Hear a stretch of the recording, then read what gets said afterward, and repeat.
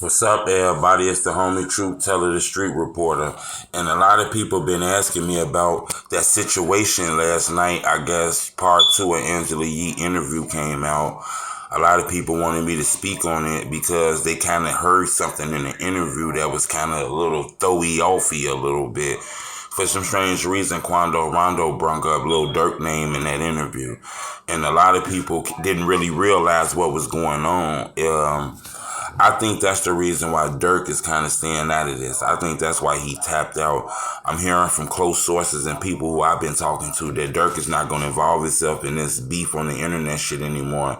He sees exactly what it's going to. You know, the man brought his name up yesterday in an interview that was basically about a murder that he wasn't even around. Don't get me wrong. You know, Von was one of his artists, and I think Durk got mad love for Von.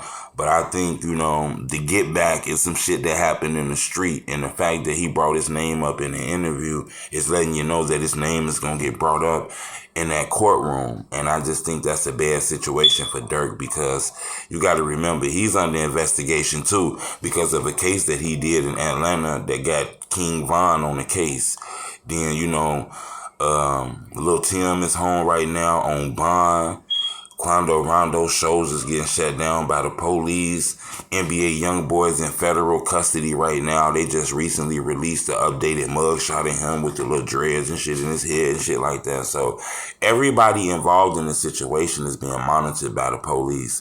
And that interview yesterday kind of opened up the door to pull him inside of it. You know, if something happens to Quando Rondo, if something happens to Lil Tim, Lil Durk is going to be the first person they point the finger at because that was the first person he spoke on in those interviews.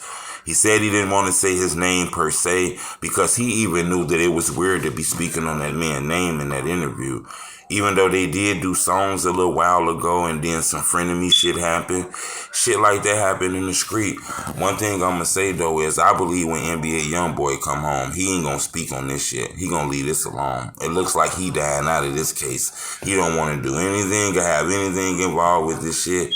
That man facing a double gun case from 2 different times on some fair shit. So this going to be hard to beat.